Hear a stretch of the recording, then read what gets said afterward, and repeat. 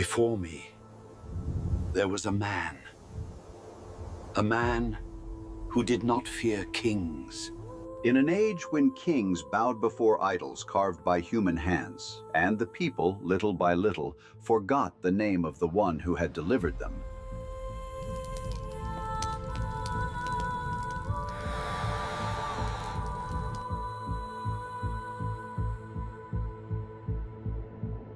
a voice began to rise, not in palaces, not in temples, but in the harsh silence of the desert.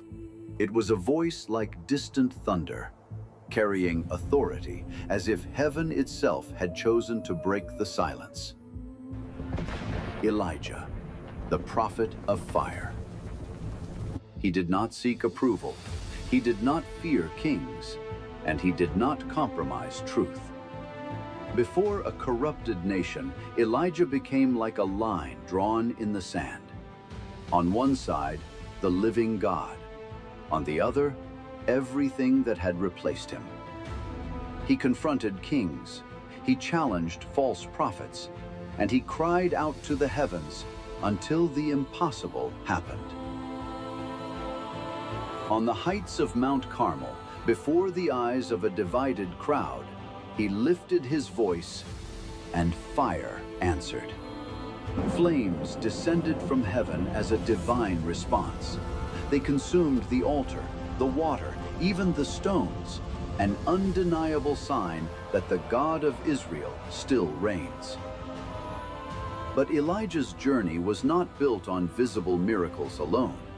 It was marked by silent persecution, by flight, by moments of deep solitude, and encounters with the presence of God so intense they could not be described with words.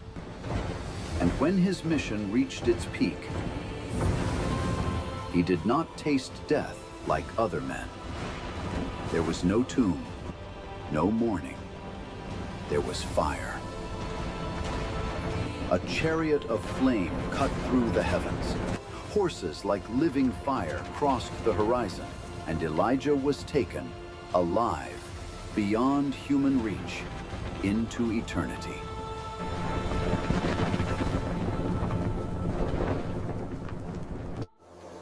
This is not the story of an ordinary man. This is the story of a prophet. This is the story of Elijah, the prophet of fire.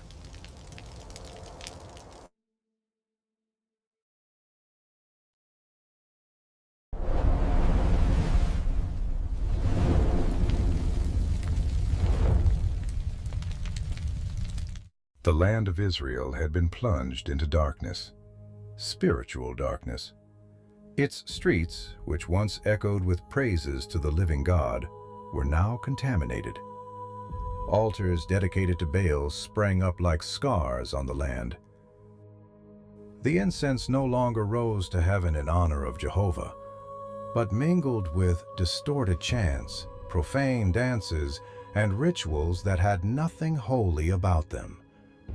In the fields, where once the goodness of the Creator was remembered, another cry was heard. Baal, hear us! Send us rain! The people had exchanged the source for illusion, the covenant for deception. They called upon a God who promised fertility, but could not answer. And while this happened, the voices of the true prophets were silenced. Not by argument, but by blood. At the center of it all, one figure stood: Jezebel. Determined, relentless, with unyielding hands and a hardened heart, she imposed her foreign religion upon the entire nation. And Israel bowed. It was in this moment that he appeared, unannounced, unexpected, like a man shaped by the mountains themselves, rough as the desert, unshaken as the rocks of Gilead. His face, marked by sun and time, carried something uncommon, Not just endurance, conviction. The certainty of one who lives in the presence of the Most High. His steps were not hurried, but they carried weight. Every movement echoed something greater than himself. And then he entered. Through the palace halls, guards glanced at one another confused, yet no one dared stop him. There was something about him that commanded silence without a word. His gaze cut through the room like lightning and stopped before the throne. Ahab, king of Israel. Elijah did not bow. He did not ask permission. He did not soften his words. With a voice stronger than any storm, he declared, As surely as the Lord, the God of Israel, lives, before whom I stand, there will be neither rain nor dew in these years, except by my word. The effect was immediate. Silence fell like a blow, heavy, sharp. Jezebel's lips tightened. Ahab's face hardened. This was not a warning. It was a decree. The God of rain had been challenged and exposed. The land would close, the heavens sealed, not by human will, but by the word of the living God. And before any command was given, before the guards could react, Elijah was gone, as suddenly as he had appeared. Who does he think he is to speak to me like that? I don't know, my lord. But his words had done more than confront a king. They planted unrest, confusion, and a fear no one dared name. Meanwhile, far from the eyes of the palace, God was leading his prophet into the hidden, into the silence, into a place forgotten by men, the brook of Cherith east of the Jordan. There, where there were no crowds, no applause, no human witnesses, Elijah learned something deeper: the faithfulness of God in the secret place. The brook flowed quietly between the stones, and with every sunrise and every sunset, something unlikely happened. Ravens, creatures considered unclean, descended from the sky. They landed among the rocks and carried in their beaks bread and meat. Heaven sustained the prophet in a way no one could have imagined. Rejected creatures became instruments of divine provision. Elijah sat by the brook, eating the bread in silent reverence. It was not just food, it was a reminder. The same God who shuts the heavens is the God who sustains his own when everything around them begins to dry. The sound of the water running through the stones grew weaker day after day, more distant, until what once flowed strong became only a thread. Elijah watched, not with despair, but with understanding. The drought was not symbolic. It was not only spiritual. It was real. It moved across the land like a silent judgment, consuming fields, emptying springs, testing hearts. Until finally, the brook dried up. No water, no sound. The provision of that place had come to an end. And then, the voice of the Lord came again, not as a distant echo, but as clear direction. Elijah had to leave. His destination was not Israel.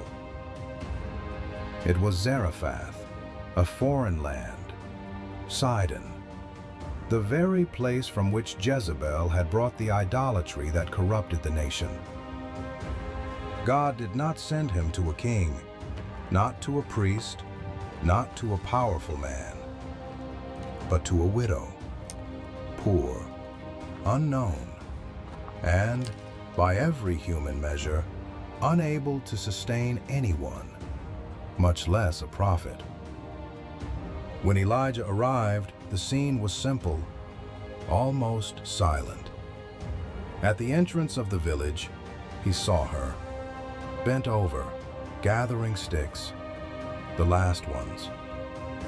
With a steady voice, without harshness, he said, "Please, bring me some water and also a piece of bread." As surely as the Lord your God lives, I have no bread. I only have a handful of flour and a little olive oil. I'm gathering these sticks to prepare our last meal. There was no drama, only reality, raw, final. But Elijah did not step back, because he was not speaking from himself.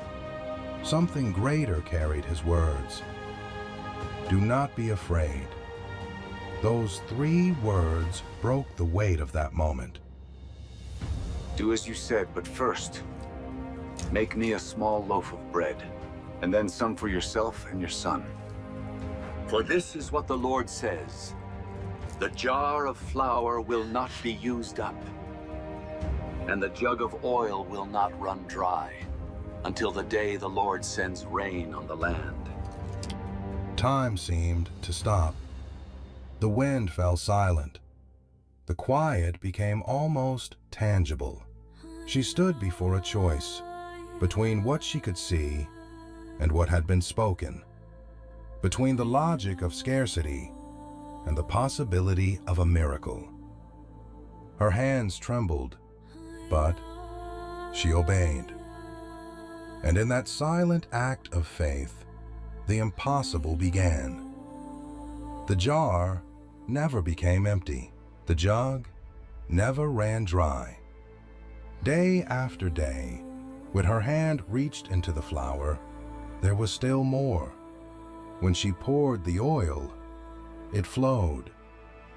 While the land around her was fading, while entire nations felt the weight of famine, inside that simple house, there was bread. Every day. Not in overwhelming abundance, but in provision. Enough. Constant. Faithful. But the work of God was not yet finished, because the faith that is sustained must also be tested.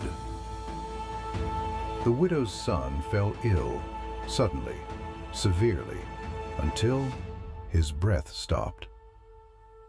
The silence of death filled the room, and then the cry, a deep cry, tearing through the air, a mother's pain. And with it, questions, hard questions. Did you come to me to remind me of my sins and to make my son die? Faith was now confronted by sorrow. Elijah did not answer with arguments. He acted. He took the child in his arms, carried him upstairs, and laid him on his own bed. There, alone, he cried out, not as one repeating words, but as one pouring out his soul. Oh Lord, my God, I implore you, give this child back his life. He stretched himself over the boy, once, twice, 3 times, and with each cry, heaven remained silent, as though all creation was waiting. Until something changed.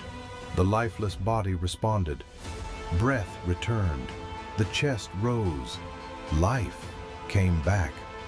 Elijah lifted the boy, carried him downstairs, and placed him in his mother's arms. There was no spectacle, no crowd, only truth. And in that moment, the woman understood. Now I know that you are a man of God, and that the word of the Lord in your mouth is true. So began the ministry of Elijah. with a word that shook the heavens, with ravens that fed him in the wilderness, with a foreign widow who witnessed daily provision, and with a child who returned from death. A prophet without a crown, without an army, without human support, yet sustained by the presence of the eternal God.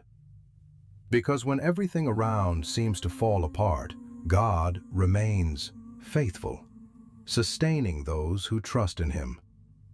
And Elijah learned in Cherith and in Zarephath that the same hand that provides in secret is the same hand that sends him to confront kings. This is how men and women of God are forged, not in palaces, not in applause, but in the fire of testing and in the simplicity of dependence. 3 years, 3 long years of drought had passed over Israel like an invisible weight, yet devastating. The fields produced nothing, dust.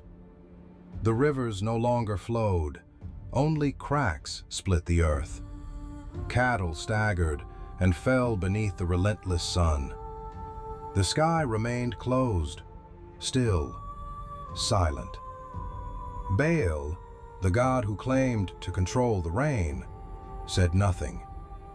No clouds, no drops, not even the morning dew dared to appear. Famine spread through the villages like a slow shadow, and still the people did not return to the Lord. Then the voice of God came again to Elijah, clear, direct. Go, show yourself to Ahab, for I will send rain upon the earth. The one who had been hidden was now called to be revealed. The prophet stepped out of anonymity and walked back into the center of conflict. The encounter came quickly. When Ahab saw Elijah, the man who had shut the heavens with a single word, his eyes burned with anger. Is it you, the one who troubles Israel? I have not troubled Israel. But you and your father's house, because you have abandoned the commandments of the Lord and followed the Baals.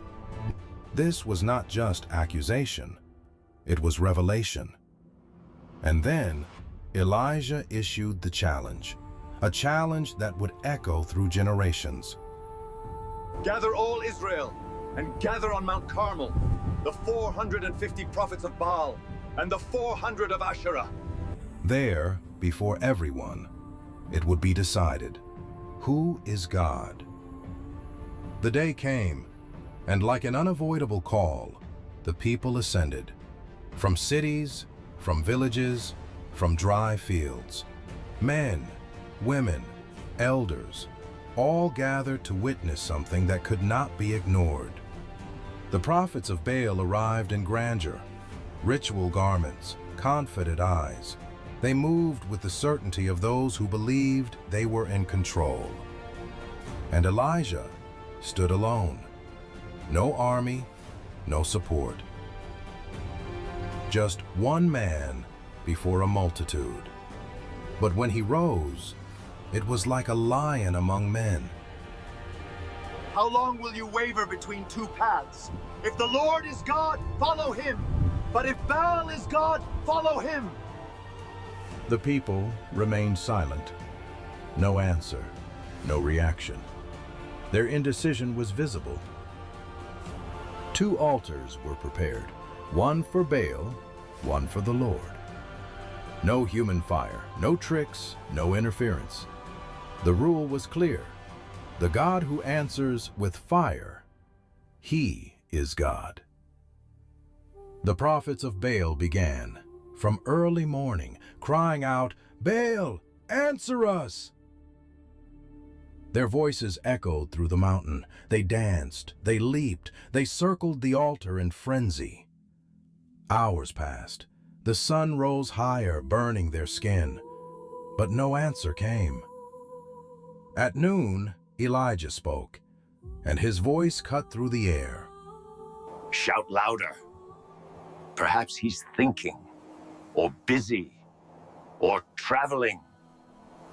Some laughed nervously, others shifted uneasily. Perhaps he is sleeping. Who knows? Maybe he needs to be woken up. The mockery fed their desperation. They cried louder, more intensely, until they began to cut themselves. Knives, spears. Blood ran down their bodies. But the sky remained silent. No voice, no answer, no one to respond. The altar of Baal remained untouched. Then Elijah called, "Come to me." The crowd drew near, and the contrast was undeniable. No shouting, no frenzy, only reverence. He began by restoring the altar of the Lord that had been broken, stone by stone, 12 stones, one for each tribe of Israel. A reminder, they were still one people, even broken, even lost. He dug a trench around the altar, prepared the wood, placed the sacrifice. And then he did something no one expected. In the middle of a drought, he asked for water. 4 jars poured over the altar, once, twice, 3 times, until everything was soaked. Water ran down, filled the trench. Humanly, there was no chance, no possibility of fire. Elijah raised his arms and prayed. No spectacle, no repetition, only truth. O Lord, God of Abraham, Isaac, and Israel, may it be known today that you are God, and that I am your servant, and that I did all this at your word. Answer me, Lord, so that this people may know that you are God, and that you turn their hearts back. And then, without warning, without transition, it happened. The fire of the Lord fell, not like an ordinary flame, but like a torrent from heaven. It consumed the sacrifice, the wood, the stones, the dust. Even the water vanished before it. Nothing remained. The mountain trembled, the air tore open with the sound of divine fire. And the people fell, face to the ground. The truth had been revealed. The Lord is God! No debate, no doubt. And then Elijah commanded, You know what to do. Arrest the prophets of Baal. Let none of them escape. The people, now gripped with conviction, obeyed. The 450 were taken.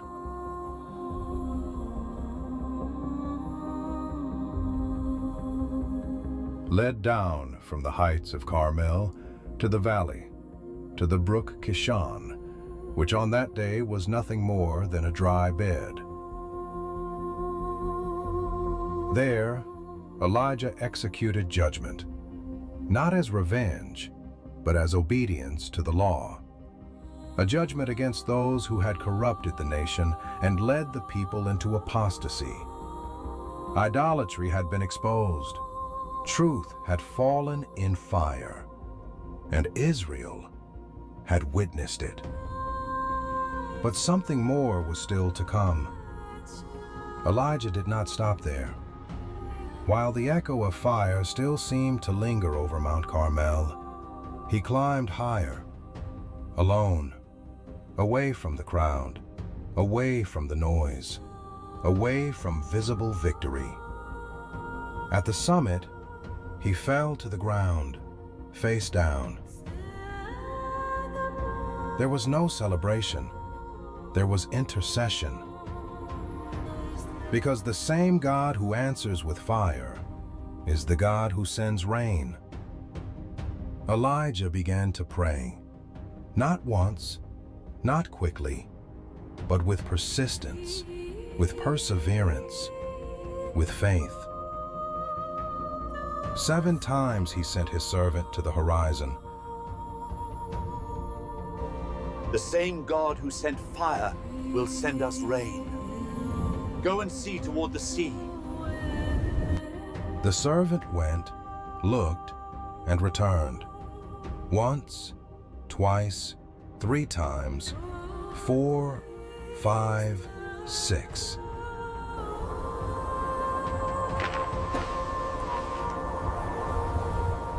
There is nothing. Nothing. The sky remained closed. But Elijah did not rise. On the 7th time, the servant returned differently. Tell me what you saw. I see a small cloud, about the size of the palm of my hand. It was almost nothing, a minimal sign, nearly invisible. But for Elijah, it was everything. Because faith is not based on the size of the sign, but on the certainty of the promise. Run! Tell Ahab to prepare his chariot and get down so that the rain does not stop him. And then the sky changed. Clouds gathered, the wind rose, the dry air grew heavy, and suddenly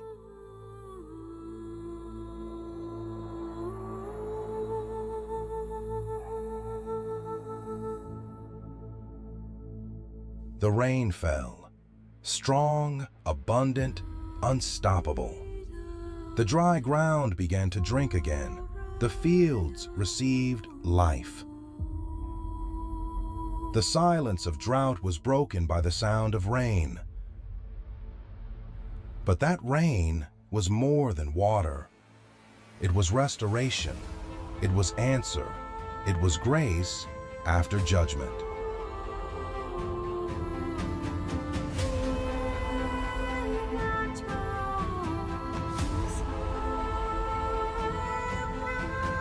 Finally. Rain, thank God. Mount Carmel had been marked by fire, by water, by revealed truth. The altars of Baal reduced to ashes. The people prostrate, crying out, "The Lord is God." And the rain finally returned after years of silence. Elijah ran, but it was not just a run. It was as if something unseen was driving him forward. As if the very hand of God was pushing him ahead. Ahead of Ahab's chariot, ahead of the impossible. The wind cut across his face, dust rose beneath his feet, and still he did not stop. His heart burned, not only from effort, but from expectation. There was hope, a living flame within him.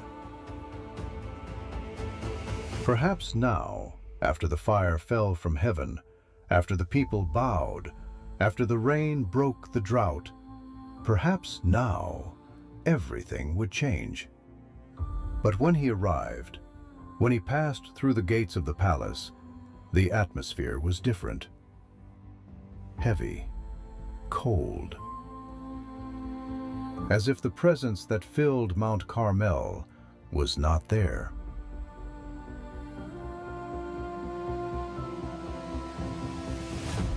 Ahab, still shaken, still trying to comprehend what he had seen, reported everything, every detail.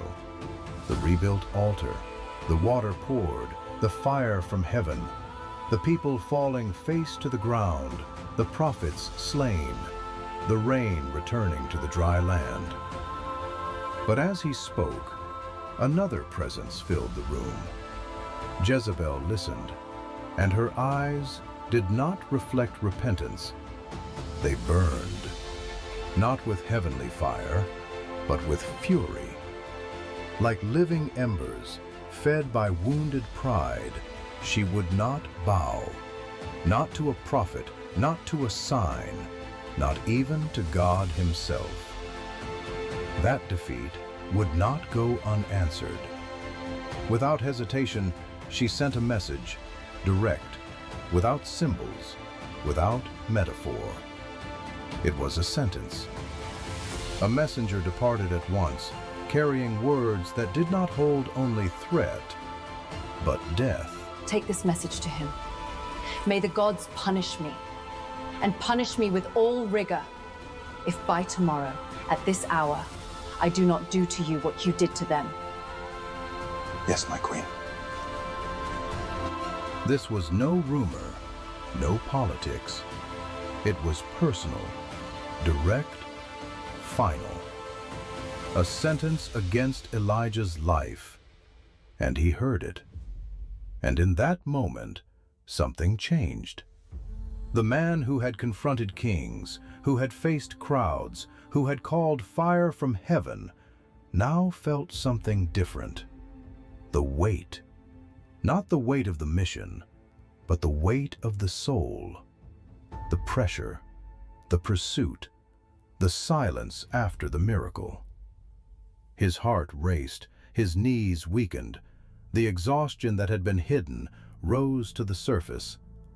Loneliness, tension, emotional weariness, all of it reached him at once. And for the first time, fear spoke louder. Elijah did not respond. He did not confront. He did not call for fire. He ran. He left behind his servant, left behind the place of victory, and went alone, south, into the wilderness. That same wilderness where God speaks, but also where a man faces his limits. The sun burned. The silence was absolute. Each step heavier than the last, until, without strength, he stopped. Under the fragile shade of a broom tree, there, the prophet of fire collapsed, exhausted, empty. Enough, Lord. Take my life, for I am no better than my ancestors. It was the cry of a man who had won outwardly, but was broken within. Public victory revealed private loneliness. But God did not let him fall. While Elijah slept, a touch, gentle, an angel awakened him. Get up and eat. Beside him, bread baked over coals, fresh water, provision in the wilderness. He ate, he drank, and lay down again. And once more, the touch. Rise and eat, man of faith, for the journey is too long for you. It was not only food for the body, it was grace, it was care. It was God sustaining a man who could no longer sustain himself. Strengthened, Elijah rose, and he walked.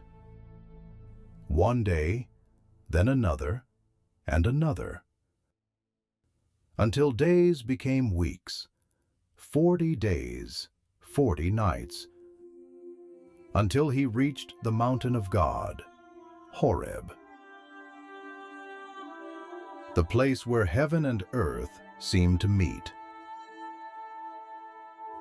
There, he entered a cave and hid. Not from men, but from himself. Still carrying the weight, still carrying the sense of failure. And then the voice came, not distant, but near. Elijah, what are you doing here? I feel a burning zeal for you, Lord. Your altars have been destroyed, your prophets have been killed, and I am the only one left, and they seek to take my life. Then the Lord brought him to the entrance of the cave and told him to watch. Something was about to happen, something that would mark his soul forever.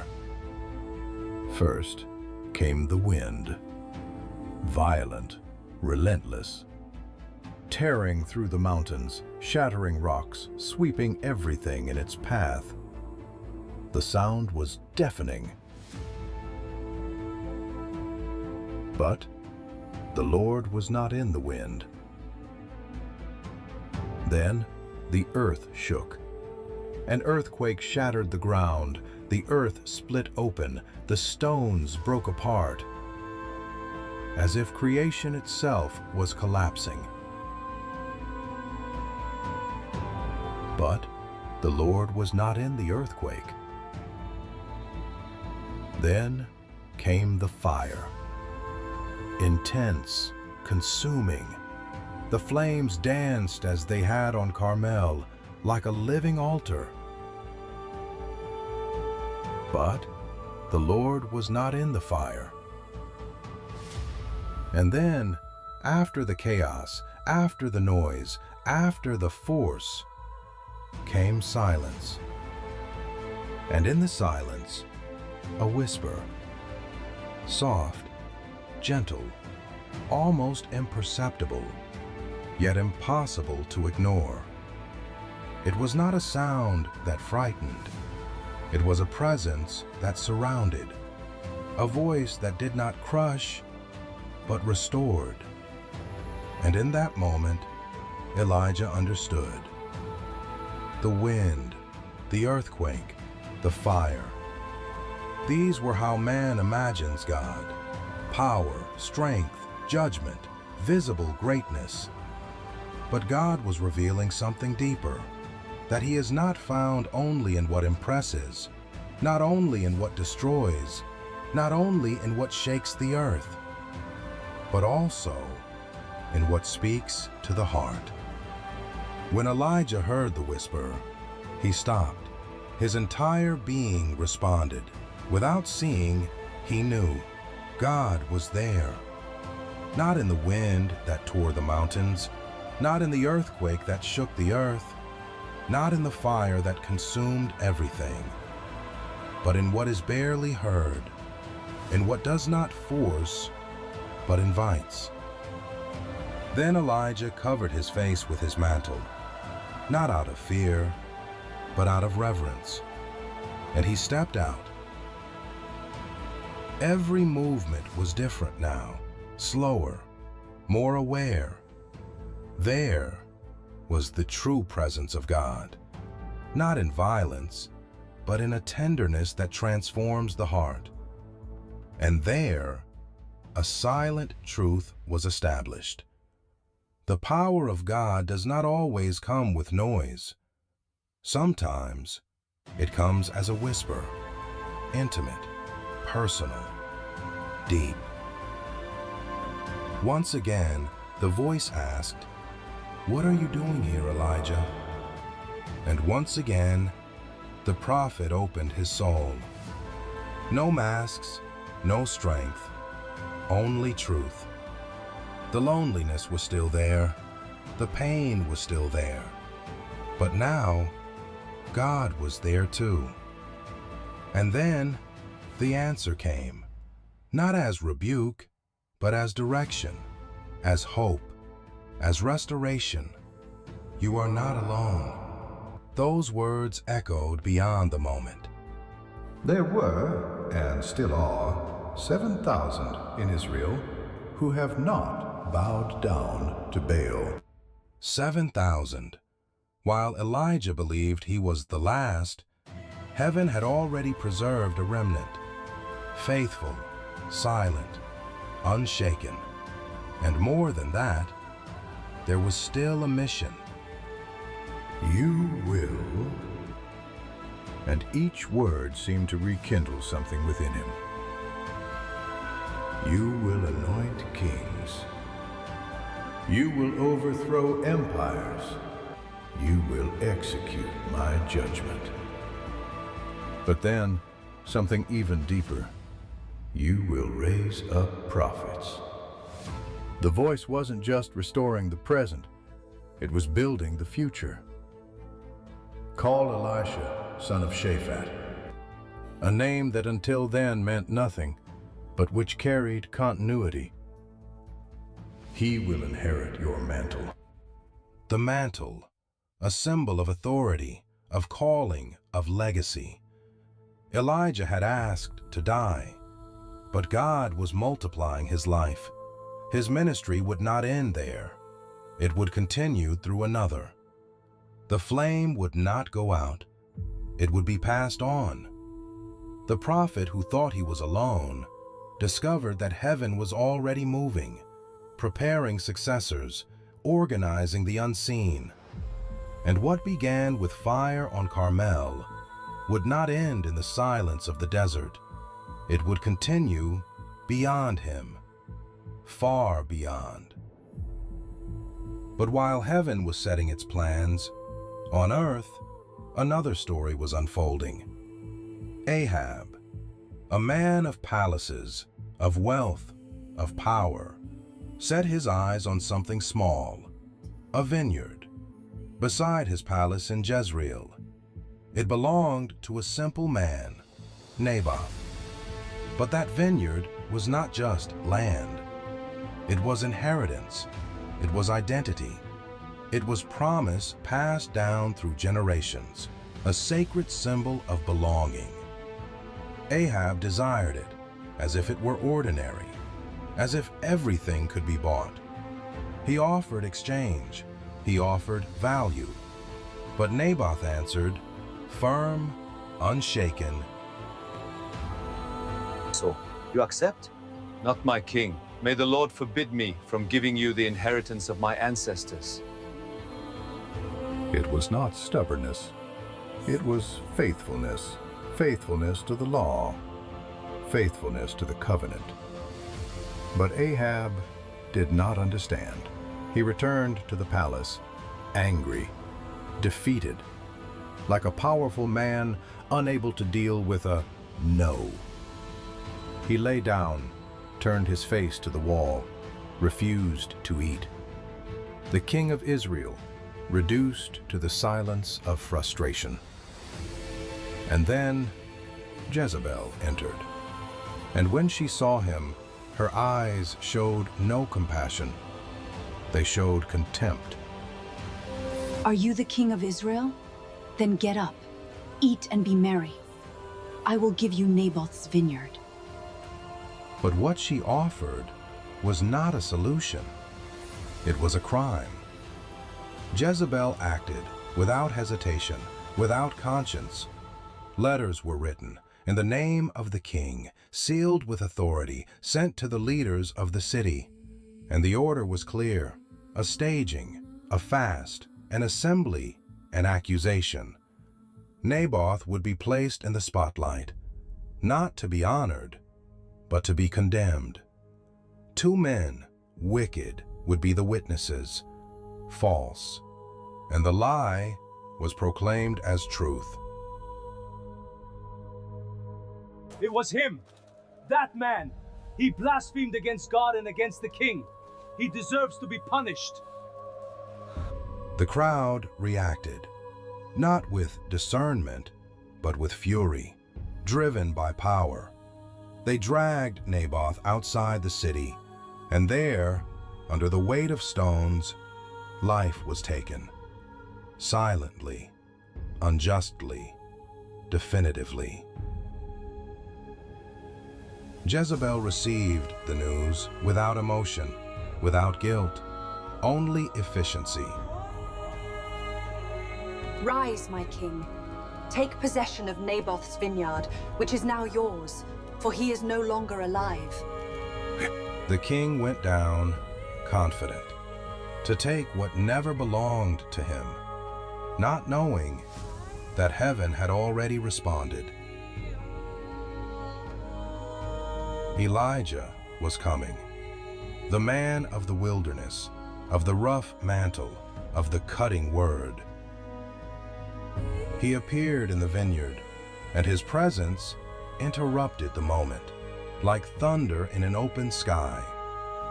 Ahab stopped, and there the confrontation happened, not between two men, but between a king and the justice of God. Ahab, son of Omri, king of Israel, you killed and also took possession? Truly I tell you, in the very place where dogs licked up Naboth's blood, dogs will lick up your blood, yes, yours. Silence fell over the vineyard, heavy, dense. Ahab trembled. The man who bowed before Jezebel now trembled before God. So you found me, my enemy? I found you, because you sold yourself to do evil in the eyes of the Lord. I will destroy your descendants. I will bring evil upon you. The dogs will devour Jezebel. Every word carried eternal weight. The vineyard, that should have been a place of life, was now a stage of judgment. Where there should have been harvest, there was condemnation. The scriptures say, there was never a king like Ahab, who sold himself to do evil, driven by Jezebel. Evil had ceased to be an exception. It had become a system, politics, law. But even in the midst of this empire of corruption, one voice remained. A man with a simple mantle, but with an authority no throne could surpass. And he rose to declare that there is no power on earth greater than the judgment of the Most High. The message struck Ahab like an invisible sword, piercing not only his ears, but the deepest part of his spirit. The king, the one who had hardened his heart so many times, now broke. He tore his garments before everyone, put on sackcloth, fasted, and walked in humility, like someone who had finally understood the weight of his own sin. And the Lord, rich in mercy, looked upon that humiliation, not as a performance, but as a sign. So the judgment was restrained, not canceled, but delayed. It would not come upon him, but upon his descendants. For God is just, but also patient. And in that heavy silence, a truth echoed like restrained thunder. The voice of the prophet does not bow to crowns, is not intimidated by thrones, does not negotiate with power.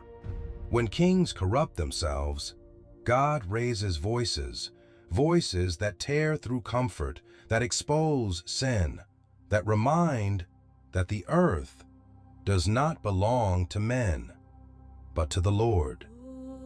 The vineyard of Naboth, that small piece of land stained with blood, became more than an injustice.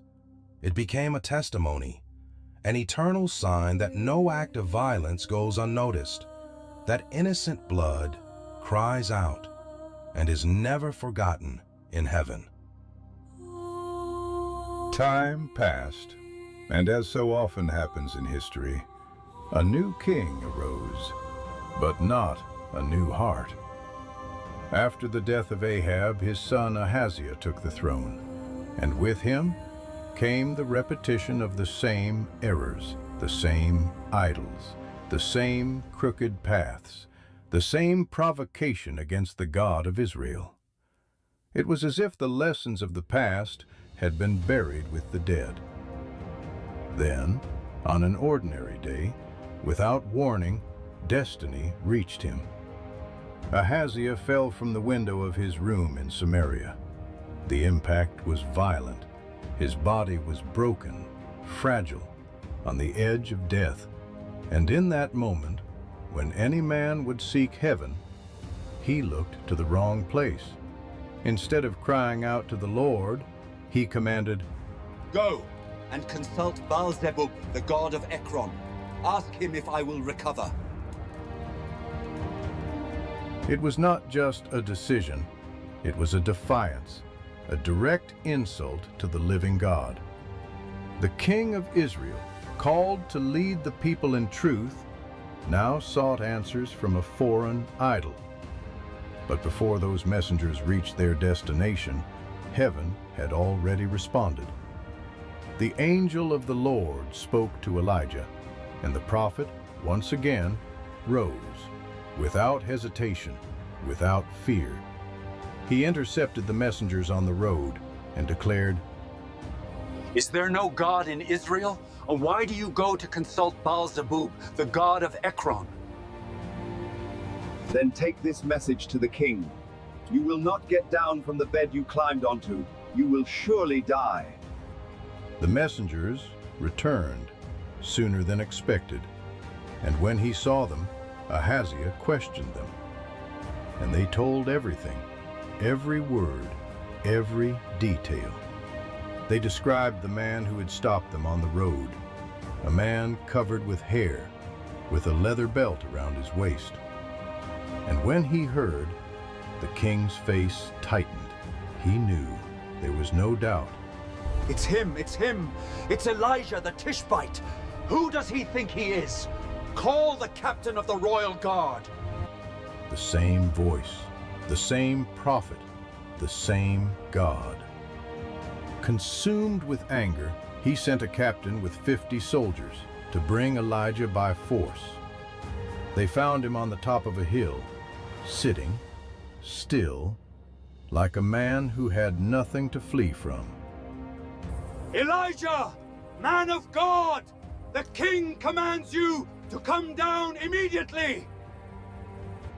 And Elijah answered, without raising his voice, without haste, If I am a man of God, may fire come down from heaven and consume you and your 50 men. And in that instant, heaven answered. Fire fell, violent, irresistible, and consumed them.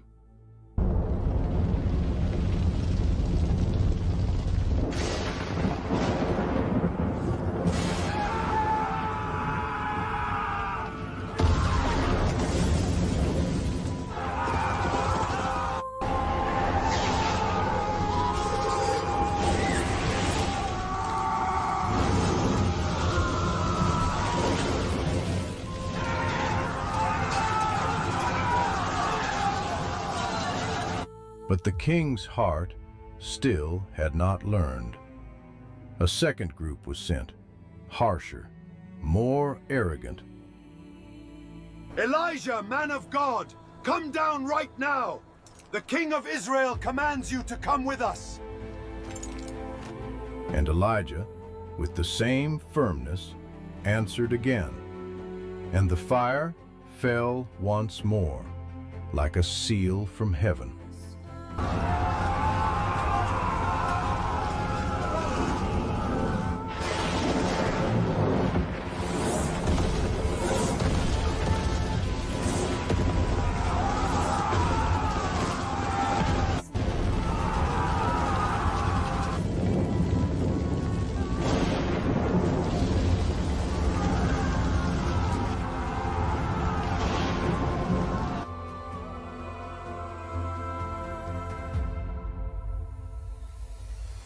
Even then, Ahaziah persisted. A third captain was sent, but this one did not come with commands. He came with fear. He knelt before the prophet and pleaded. Elijah, man of God, I implore you, spare my life and the lives of these men. He understood. This was not merely a human confrontation. It was heaven responding to earth. Then the angel of the Lord spoke to Elijah. Elijah, go down with him. Do not be afraid. And Elijah went down, not as a prisoner, but as a messenger. Standing before the king, he repeated, without changing a single word, This is what the Lord says. because you sent messengers to consult Baal, and not the God of Israel. You will not get up from the bed you are lying on. You will surely die. And so it happened. Ahaziah died, according to the word of the Lord, without delay, without error, exactly as it was spoken. And the story echoes like a warning through the ages. God does not share his glory with idols. No throne, no crown, no human authority can rise above heaven. The same fire that fell on Carmel fell again, not only to judge, but to confirm. Elijah did not speak for himself, but as the voice of the Most High. After hearing the voice of God at Horeb, not in the wind, not in the earthquake, nor in the fire, but in the whisper, Elijah understood. It was not just a momentary realization, it was a deep breaking. There, in that silence that pierces the soul, he perceived something greater than his own pain. His journey was not yet finished. The calling was not only to confront kings, nor to tear down altars, but to build continuity, to ensure that the flame would not go out with his departure. For the work of God does not end in one man. It continues. It stretches like a river that never runs dry, flowing through time, breaking through generations.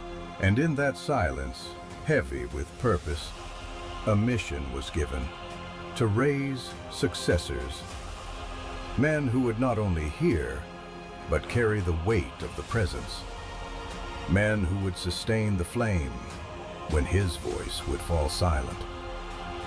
Among them, a name was called, Elisha, son of Shaphat, a common man, without titles, without recorded history, but about to be marked by the extraordinary. And then the day came, not with signs in the heavens, nor with grand announcements, but with the simplicity that so often accompanies the movements of God. Elijah went out, without noise, without announcement, only obedience. Each step carried purpose, even without witnesses. And he found Elisha in the field, plowing the land with 12 yoke of oxen. The sound of the plow breaking the soil, the smell of freshly turned earth, the constant labor under the sun, the weight of work, the repetitive rhythm of ordinary life. Everything seemed the same as every other day. Another day of routine, another day of silent effort. But that day was not ordinary. It was the day when the invisible would touch the visible. Then, along the path, Elijah appeared, walking in silence, without haste, without hesitation, like someone who knows exactly what must be done. No speeches, no explanations, just a gesture. He took his mantle and cast it upon Elisha's shoulders. And in that instant, time seemed to stand still. Everything changed, because it was not just a garment. It was a calling. It was a transfer. It was the invisible weight of God's presence resting upon a new man. It was the continuation of a story that could not be interrupted. Elisha understood, without words, without doubt, as if something within him awakened irreversibly. He left the plow and ran after the prophet. Let me just say goodbye to my parents. Go. There was urgency, but also honor. He did not want to leave without acknowledging his roots. Elijah answered with few words, but enough. For when God calls, There is no need for long explanations. Elisha returned home, and before those who had raised him, declared, "Father, Mother, today I must answer God's call." There was firmness in his voice, but also awareness of the cost. It was not a light decision. It was final. He took the wood of the plow and turned it into fire. He sacrificed the oxen, prepared food, and gave it to the people. A simple act, but filled with meaning. It was more than a gesture. It was a breaking point. It was an altar raised from the remains of his former life. It was a severing from the past. No return, no backup plans, no way back.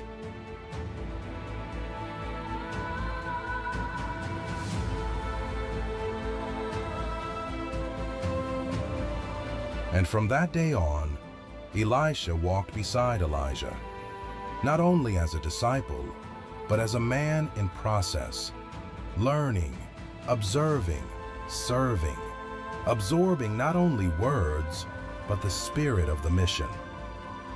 As time moved forward, silent but inevitable, like a clock no one sees, but that never stops.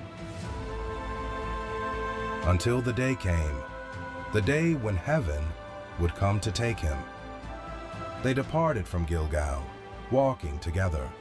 Each step now carried farewell. They passed through Bethel, through Jericho, and in every place Elijah would say, You must stay here, my son. I don't want you to carry the weight of what is to come.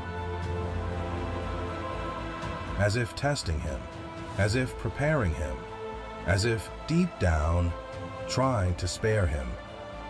But Elisha remained firm, without retreating, without hesitating, not out of stubbornness, but out of faithfulness, out of love, out of conviction. Then they came to the Jordan, the boundary, the point of transition, the place where stories change. Elijah took his mantle, folded it, and struck the waters.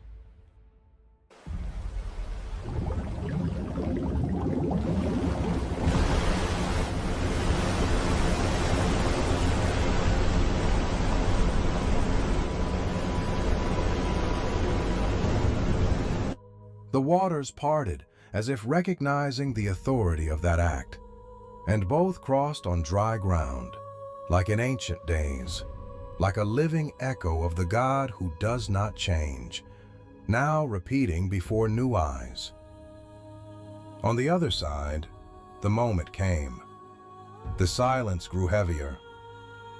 Tell me, my son, what you want me to do for you before I am taken away. I ask you, my lord, for a double portion of your spirit. It was not ambition. It was responsibility. It was the recognition that what was coming would require more. It was the desire to continue and to go further. As they walked, suddenly heaven opened, not as a spectacle, but as a divine intervention.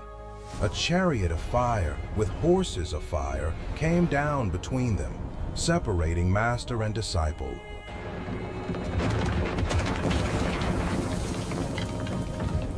And then Elijah was taken in a whirlwind, rising, being carried, disappearing into the heavens. My father! My father! The chariots of Israel and their horsemen! His cry tore through the silence, filled with grief and honor. His eyes followed until he could see no more. Silence, absence, the emptiness of departure. But then something fell. The mantle, the same mantle, now before him, as an answer, as a confirmation. Elisha tore his garments, mourning but also transition. The end of one phase, and the beginning of another. He took the mantle in his hands, now not as a spectator, but as a bearer, and he returned to the Jordan. Each step carried decision. He stood before the waters, lifted the mantle, and declared, Where is the God of Elijah?